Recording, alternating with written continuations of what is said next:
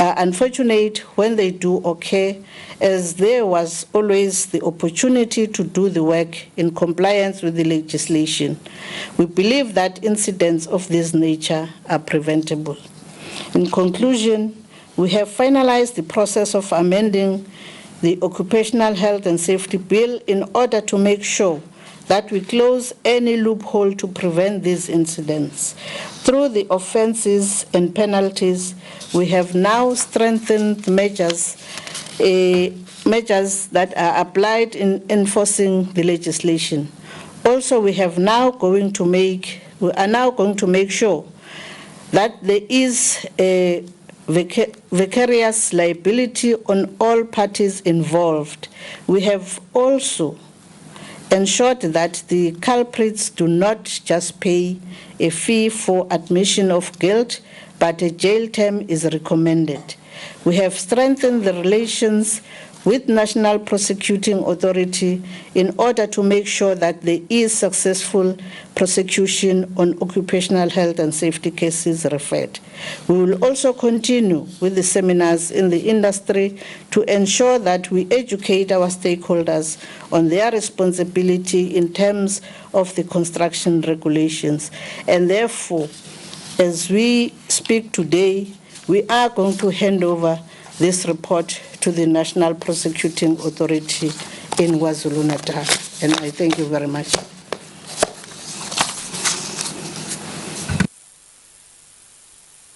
Yeah, ladies and gentlemen from the media, we will now entertain questions, starting with Cape Town and then Pretoria. Jan. Thank you, sir.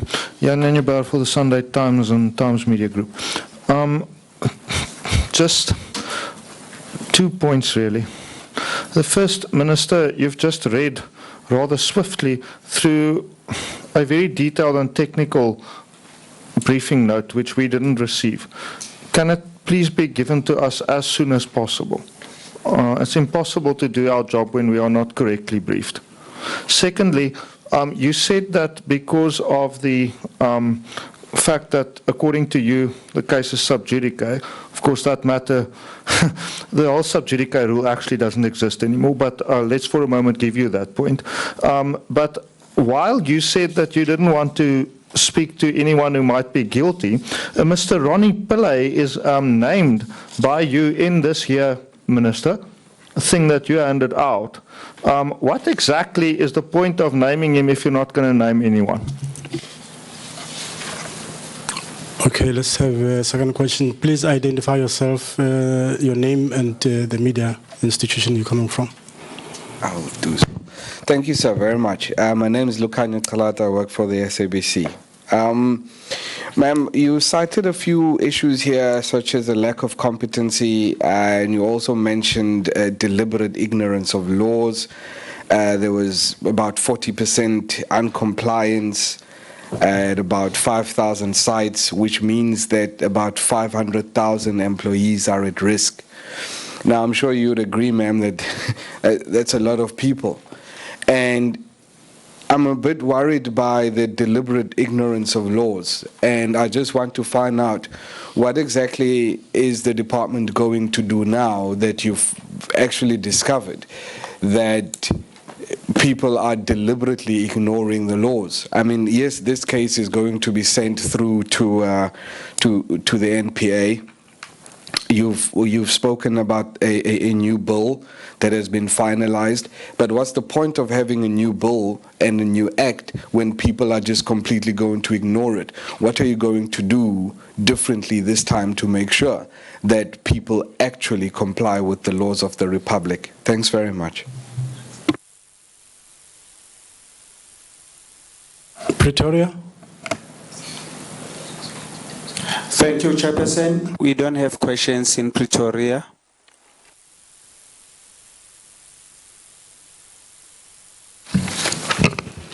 Thank you very much. I don't remember mentioning Mr. Pillay. What's the point, ma'am? He's mentioned in your statement. Now. This one. That's the point. There's a contradiction. No. You know what? I said I'm not going to give you the full details because even if we have done our own investigation, but still we are handing over this report to the NPA because they have to do their own investigation and then prosecute, because that is part of our recommendation. But the challenge is that they won't just prosecute without doing their own investigation. That is why I'm saying it's sub judice when it comes to other full details. And secondly, on the other issues that was raised by Mr. Kalata from SABC, firstly, the challenge is that the Department of Labor does not prosecute, and that's why we have to hand over these reports to the NPA. And the reason why we are amending the legislation is to deal with the issue of the fines in particular, and also to enforce compliance, because currently the fines are very low and companies, they always pay the admission of guilt, of which I think the highest amount is around 50,000, if I'm not mistaken. So that is why we are making sure that we are amending the legislation so that we can be able to deal with these challenges that we're faced with.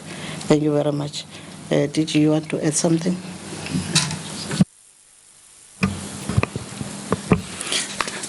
I think one of the reasons why companies do not comply with the law is that if you have a law that the minister touched on this point, if you have a law that makes it so easy for someone to break it and get away with, you will constantly experience non-compliances with this law. This is a very old piece of legislation which even predates the Constitution. And that is why we have to amend it so that firstly it's in line with the Constitution, and secondly it does what it's supposed to do. For instance, one of the things that you'll find in the OSH Act currently is the provision around Section 8, which relates to the duties of the employer. But there is no way in that act where the act says to the employers, you need to develop risk assessments that are based on the work that you are doing. So what the Act says, it says that as an employer you have a responsibility to make sure that health and safety is health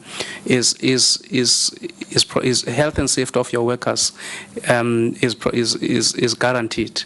But the law doesn't go further. So what we have done in the amendment, we've made it clear that there are two things that we want the employers to implement. One is to come up with a risk assessment which detail the risks that are associated with the work that is being done, and secondly, develop a health and safety management system that will address all the health and safety related matters. The third point, which the minister also alluded to, is the fact that currently employers can take whatever fine that has been imposed by the courts from their wallets quickly. 50,000, 100,000. I mean, a bigger construction company like your Murray Roberts, for instance. You talk about millions of rands in terms of what the projects are worth. If the fine is 50,000, you can't feel it. But if the fine is stiff, and there's a possibility of that employer going to jail, definitely they will think twice before they pick somebody from the street corners and give them a job without necessarily training them. And secondly, without necessarily subjecting them to any sort of medical test to establish whether they have worked before and contracted any occupational disease.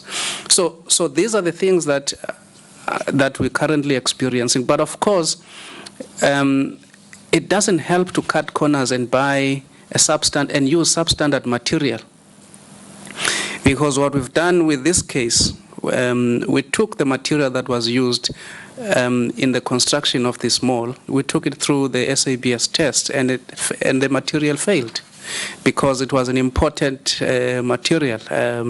They imported cement from Pakistan, which failed the South African standards. So these are the things that that when the minister refers to ignorance, she refers to these things, because in the country we have adequate legal provisions, but people decide to cut corners. But you see, the most important thing, the cost that is associated with this, especially the social cost, the cost to the families who lose the loved ones, and the breadwinners, and the rate of the levels of poverty in this country. This is a behavior that surely cannot be condoned.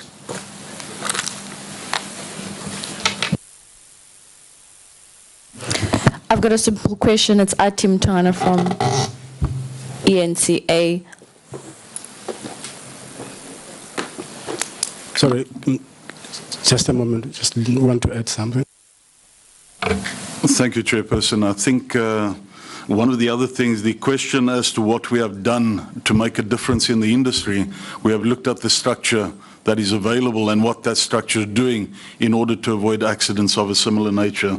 So what we've done is the structure that we have now instituted in the 2014 regulations does in fact strengthen what was there previously. Your health and safety agent, as an example, is one of the components that we've added in to the structure in order to strengthen and also avoid the accidents, or try to avoid the accidents that are currently taking place. Thank you, Chair. Is there a specific time frame regarding the amending of the legislation?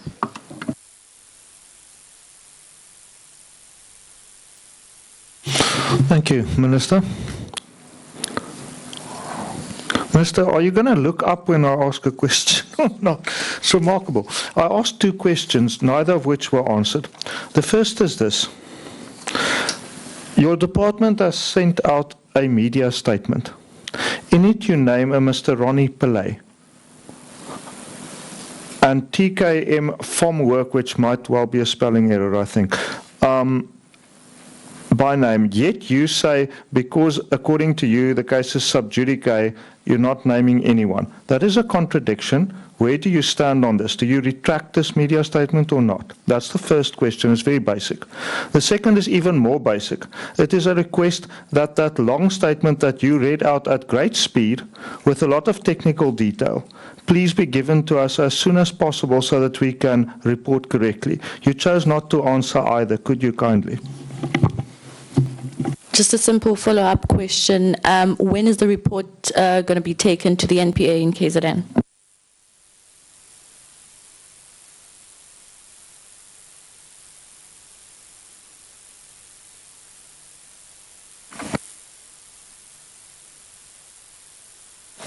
Okay. Good afternoon. I'm Jenny Evans from News 24. What has happened now to the people that were part of that operation? Have they been banned from operating or building any other, getting involved in any other construction in the meantime? Thank you.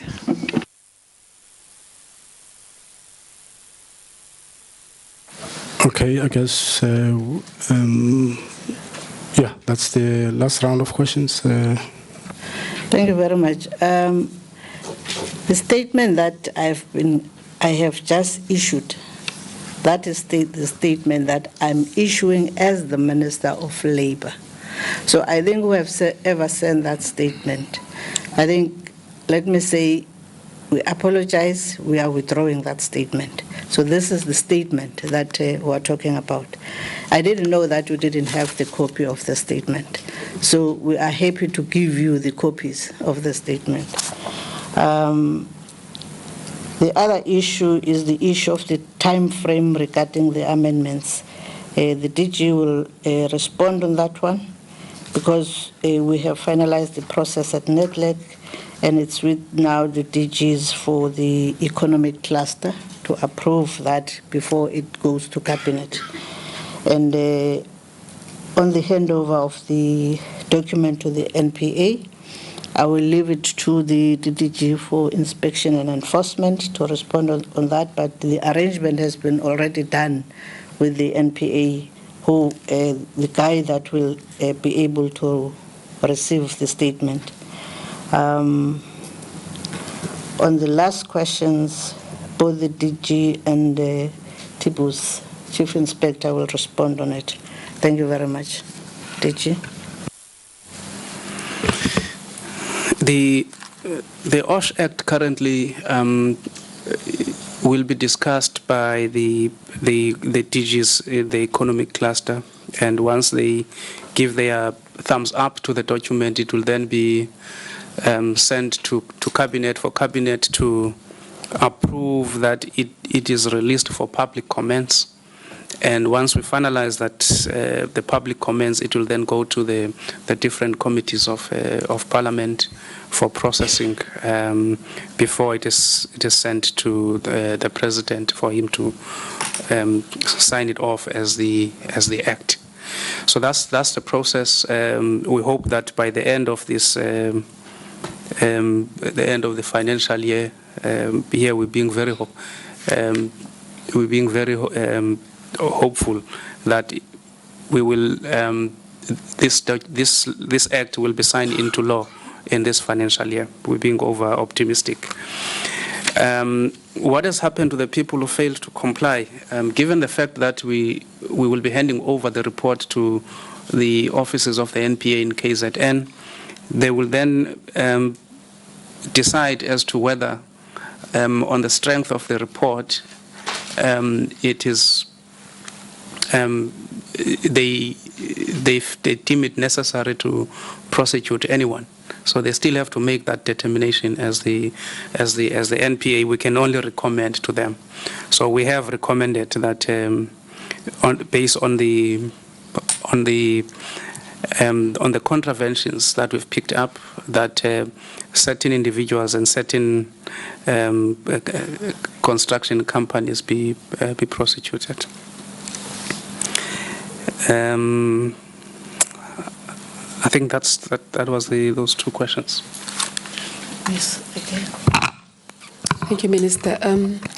Just on the question of Atim Tongan, in terms of when exactly we're going to be handing over the report to the NPA, I think as already mentioned, it is going to take place in KZN. The report is finalized.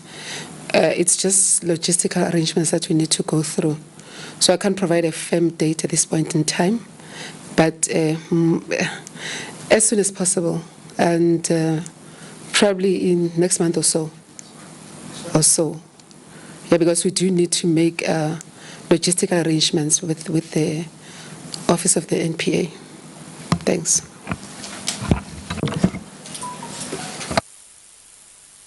Thank you, Minister. In terms of the final question that was asked, what has happened to the people who were part of that operation? We do not pursue the people. The recommendation, as has been stated by the Minister, has been made to the courts, but we don't restrict them in terms of their economic well-being, as it were. However, should they have acted outside of their scope that they were allowed to operate under, for example, if they were a construction work supervisor or they were operating as an agent and they weren't allowed to do so, that would be brought to their attention and they wouldn't be allowed to do so, of course. But we do not pursue the people, as it were, as has been put, because there is a recommendation that will go before the NPA. Thank you, Chair. Let me say finally, it's our wish that occupational health and safety could become the law before the end of the financial year. But also you must understand that there are parliamentary procedures. So as the executive, we don't have powers to dictate to Parliament on how they should run their own program.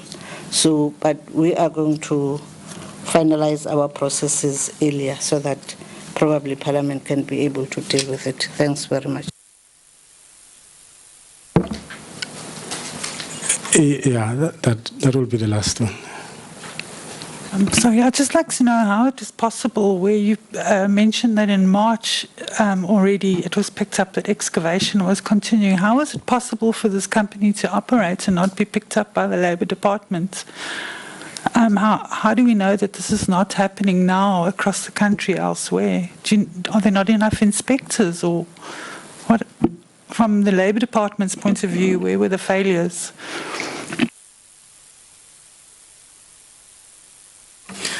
I think in the report we've made it clear the processes that we're supposed to have followed.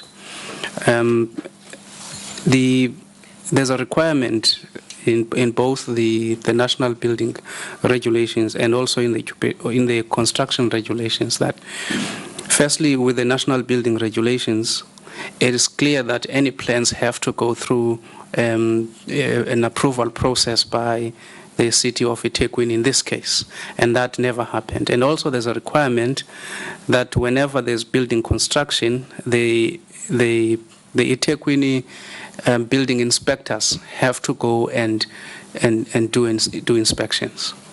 So that was done, and this was picked up. So it's not necessary sometimes that the matter must be picked up by the Department of Labour. So the matter could be picked up by any other enforcement agency, which in this case are building inspectors from eThekwini. That's the first thing. The second thing is that in the construction regulations, there's a requirement that when you are about to undertake any construction work, you have to notify the Department of Labour. And we were not notified. Now, the responsibility to comply with the law does not rest with us as a department. Our role is to make sure that in the event that the law has not been complied with, we enforce it. Now, responsibility rests with whoever wants to undertake a construction project to report to the authorities that this is what I intend to do. We have made it quite tighter in the new construction regulations now, that if you want to undertake a construction project which is of the value of I think just over 3 million, you have to apply to the Department of Labour for a works permit. And it is only when you have acquired that works permit, when it has been issued to you, that you can commence with construction work. Thanks. Yeah, thank you, ladies and gentlemen. We will distribute the appropriate statement to yourselves electronically also. Yes. Yeah. Thank you. Thank you for pitching up.